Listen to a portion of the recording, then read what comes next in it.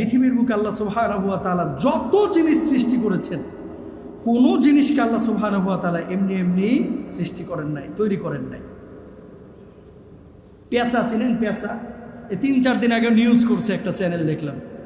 পেঁচা তার সারা জীবনে 25 লক্ষ টাকার সম্পদ রক্ষা করে মানুষের। বিজ্ঞানীরা গবেষণা করে দেখছে কয় লক্ষ টাকার? 25 লক্ষ টাকার সম্পদ রক্ষা করে একটা পেঁচা। বলবেন হুজুর কিভাবে?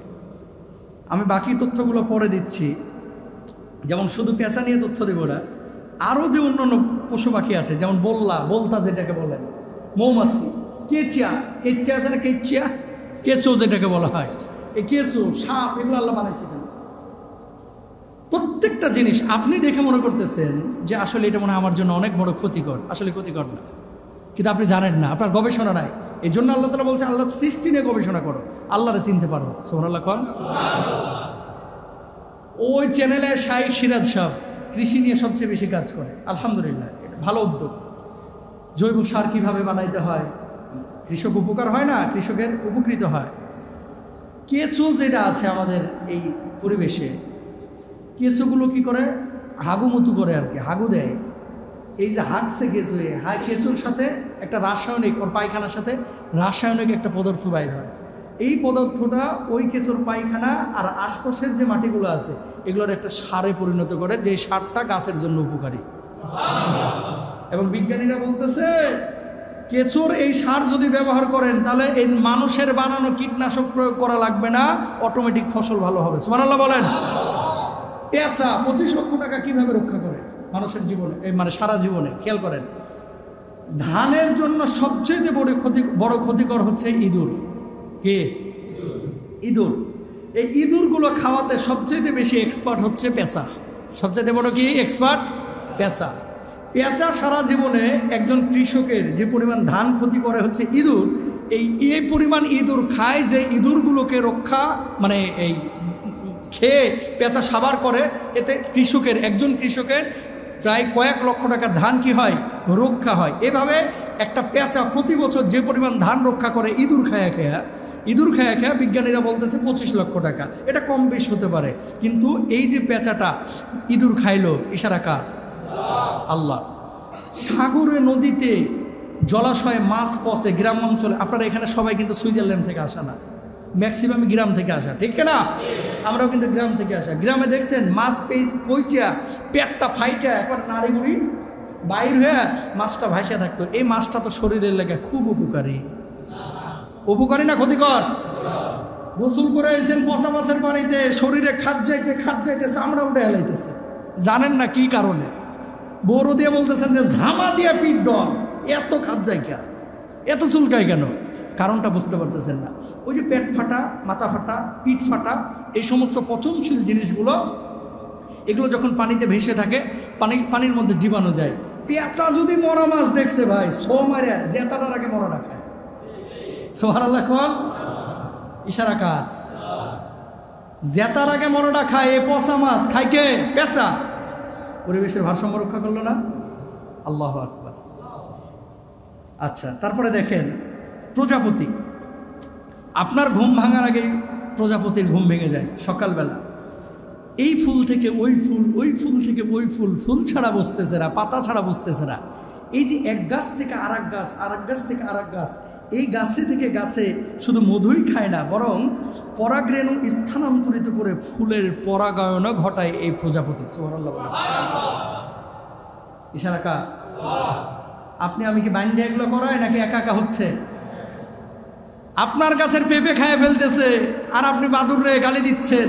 লিচু একটা খাইছে, আজকে তোর একদিন কে আমার একদিন, খালি পায়ালই তোর একদিন কে আমার একদিন।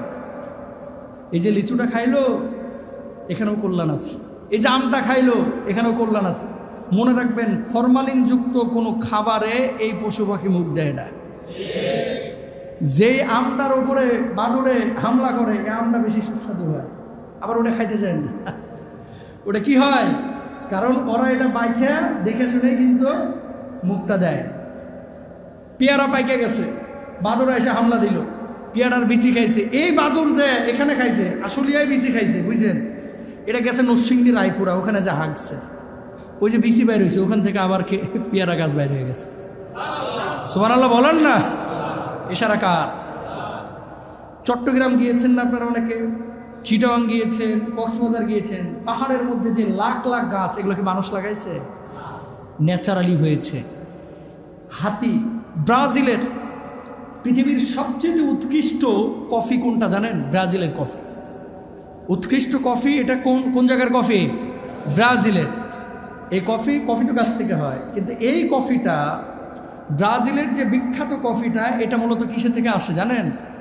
হাতির লেদা থেকে। হাতির লেদা মানে হাতি খাওয়ার পরে যে লাদে, ওই লেদাটা ধুইয়া যে কফিটা বাইর হয়, এই কফিটা পৃথিবীর মুখে সবচেয়ে উচ্চ দামে বিক্রি হয়। এটা কিন্তু বাঙালিরা চোখেও দেখে না, এটা মার্কিনিরা পায়, ওই ব্রাজিলের ওরা পায়, মেক্সিকানরা পায়, কানাডিয়ানরা পায়। এই কফি বাংলাদেশে ঢুকলেও কিনতে পারবে না, এই জন্য এই হাতির লেদার কফি বাংলাদেশে ঢুকে না। সারা বিশ্বে এখন পর্যন্ত ব্যাংক আছে কত প্রজাতির? 4740 প্রজাতির ব্যাংক গোটা পৃথিবীতে আছে। আস্তে কোন গুনাহ হবে। 4740 প্রজাতির ব্যাঙ সারা পৃথিবীতে আছে। আপনি দেখছেন কয়টা? 3 প্রকারের। একটা হচ্ছে ওই যে সোনালী কালারের প্যাপো ঢালতে থাকে বৃষ্টি হলে, একটা আছে না, এটা আবার এক্সপোর্ট ইম্পোর্ট হয়, বুঝছেন? এই ব্যাঙ দেখছেন। আরেকটা হচ্ছে পানির মধ্যে থাকে, ওই যে কিছুটা মাটি কালারের। আর আরেকটা আছে মাছের মতো দেখা যায়, ব্যাঙ আছে যেটাকে বলে। এর বেশি আমরা দেখি নাই, এটাই বাস্তব। বাংলাদেশে মানে এর মধ্যে 1980 সালের পর প্রায় 200 প্রজাতির ব্যাঙ বিলুপ্ত হয়েছে। বাংলাদেশে ব্যাঙের প্রজাতি মাত্র 63টা, মানে 4700-র মধ্যে থেকে বাংলাদেশে ব্যাঙের প্রজাতি মাত্র কয়টা? 63টা। পৃথিবীর একমাত্র প্রাণী ব্যাঙ। যদি ব্যাঙের কথা মানুষ বুঝতো তাহলে ভূমিকম্প কবে হবে মানুষ আগেই বুঝে যেত। একমাত্র প্রাণী ব্যাঙ, যে ব্যাঙ ভূমিকম্পের পূর্বাভাস দিতে সক্ষম। আল্লাহু আকবার বুঝছেন? এই ব্যাঙ, আর এই ব্যাঙ রাঙামাটির এরা খাইয়া সাবার করে ফেলতেছে।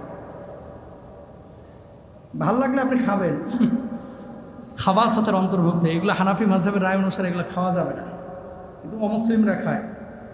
আচ্ছা, প্রতি বছর সোনা ব্যাঙ রপ্তানি করে বাংলাদেশ প্রায় 2,60,00,000 মার্কিন ডলার অর্জন করে, এই সোনালী কালারের ব্যাঙ। আর এই ব্যাঙ পানির মধ্যে ক্ষতিকর পোকামাকড় খায়া, পানির মধ্যে যে সমস্ত প্রাণী মানুষের রিজিক নিয়ে আসে, মাছ, এই ধরনের মাছগুলোকে রক্ষা করে। সুবহানাল্লাহ বলে। বিভিন্ন পোকামাকড় যেগুলো ক্ষতিকর, এগুলো ব্যাঙ খায় ফেলে। 4 নম্বর কেঁচোর কথা একটু আগেই বলেছি। তারপরে শুঁয়াপোকা, এই যে কুড়িয়া যে কাঠকুট খাইয়া ফেলায়, আপনারা তো দেখেন এই শুঁয়াপোকার এই বিষয়টি। এরা খায় কি? আচ্ছা, মোম, শুঁয়াপোকার মদ, মৌচাকের মধু এবং মোম খেয়ে বেঁচে থাকে। বিজ্ঞানীরা পরীক্ষাগারে পলিথিনের পর্দার ওপর বেশ কিছু শুঁয়াপোকা রেখে এটা পরীক্ষা চালান এবং লক্ষ্য করেন যে এই প্রজাতির শুঁয়াপোকা ধারণকৃত পলিথিন ব্যাগ খুব দ্রুত ফুটো তৈরি করে। 100টি শুঁয়াপোকা 92 মিলিগ্রাম প্লাস্টিক মাত্র 12 ঘন্টায় ক্ষয় করতে সক্ষম।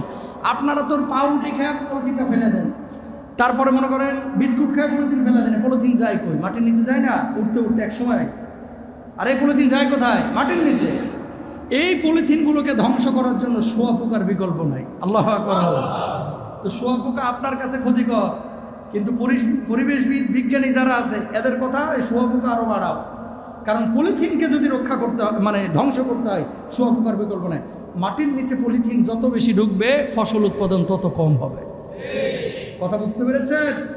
তা আল্লাহ তাআলা তো এরকম জমিন দেন নাই, কিন্তু আমরা করেছি। আমাদের কৃতকর্মের কারণে আজকে বিপদ আসতেছে, ঠিক না? এরপরে আসেন চড়ুই পাখি।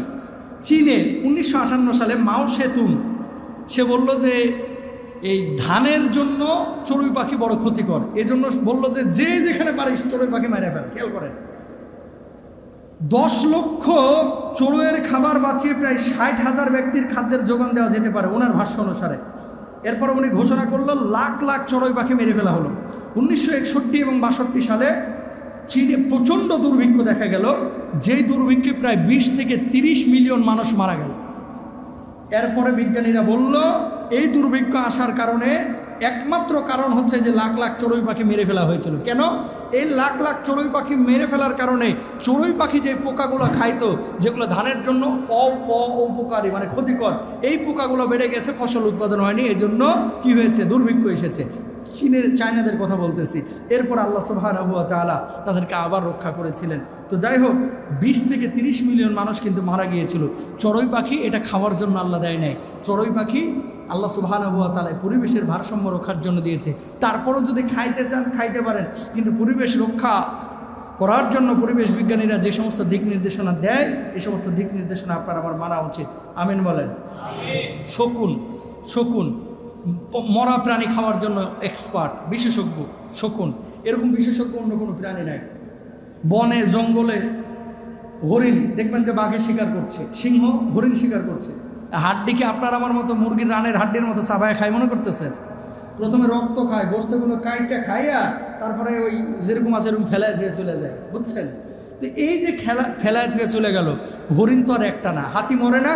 চট্টগ্রামের বনে হাতি মরে কি মরে না? আরে লাউয়া ছাড়া বন যে ওই যে মৌলভীবাজারে ভাই সাপ এক একটা, ওই যে অ্যানাকোন্ডা, তারপরে অজগর, এই গাছের মতো মোটা মোটা এই সাপ কি মনে করতেছেন মরে না? এই গাছের মতো মোটা মোটা সাপ যে মরে, এই সাপগুলো যাই কই বন্ধে টিকা যাইতো? টিকা যাইতো না। এই সাপগুলো এই শকুন মকুন এরা এসে খাইয়ে ফেলে। সুবহানাল্লাহ। পরিবেশের ভারসাম্য এইভাবে আল্লাহ তাআলা রক্ষা করছেন। এরপর হচ্ছে বল্লা মানে যেই দিন থেকে জন্ম নেওয়া বল্লা কীটগুলো অন্য প্রকার কীট মানে সুখ কীটগুলোকে খেয়ে বড় হয়। এই জন্য কৃষি পতঙ্গ নিবারণে বল্লাদের সাহায্য নেওয়া হয়। মানে এমন কিছু পোকামাকড় আছে যেগুলো ডিম পাড়ে, এই ডিম পাড়ার পরে এই পোকামাকড়গুলো আবার মানুষের ক্ষতি করতে পারে, ফসলের ক্ষতি করতে পারে।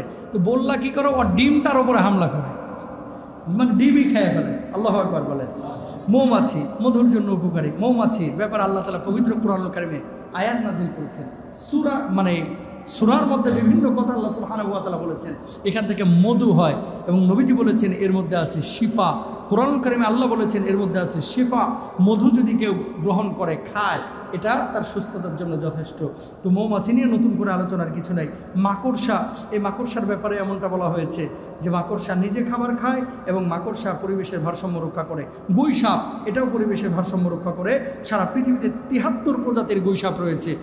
তো পরিবেশ রক্ষার জন্য এই গুইসাপেরও অনেক অবদান রয়েছে। তার মানে কি বোঝা গেল পুরো আলোচনা থেকে যে পৃথিবীর বুকে আল্লাহ সুবহানাহু ওয়া তাআলা কোনো জিনিসই আল্লাহ তাআলা এমনি এমনি তৈরি করেন নাই, এটার পেছনে কি আছে? একটা কারণ আছে। সুবহানাল্লাহ বলেন। এই যে জিনিসগুলো আল্লাহ তাআলা তৈরি করলো, এসি দিল, ফ্যান দিল, আসবাব দিল, পোকামাকড় দিল, এটা কার জন্য? মানুষের কল্যাণের জন্য। এই মানুষের কাছে আল্লাহ কি চাই? রব্বুল আলামিন এই মানুষের কাছে চাই মা খালাকুতুল জিন্না ওয়াল ইনসা ইল্লা লিয়াবুদুন। আল্লাহ রব্বুল আলামিন এই মানুষের কাছে চায় ইবাদত, আল্লাহর গোলামি, আল্লাহর দাসত্ব। দুনিয়ার কোনো মানুষের গোলামি দাসত্ব করবে না, আল্লাহর গোলামি দাসত্ব করবে। আপনার যখন প্রয়োজন হয়েছে আল্লাহর কাছে ছুটবেন।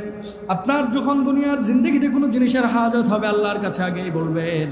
কোনো মানুষের কাছে আগে বলার আগে আমার আল্লাহর কাছে ধন্যবাদ দিবেন। মনে রাখবেন আসমান থেকে যদি ফাইসালা না হয় দুনিয়ার জিন্দেগিতে সারা পৃথিবীর মানুষ মিলেও সেই ফাইসালা বাস্তবায়ন করতে পারবে না।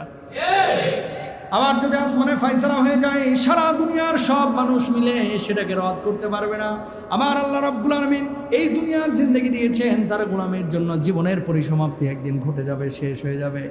আসসালামু আলাইকুম।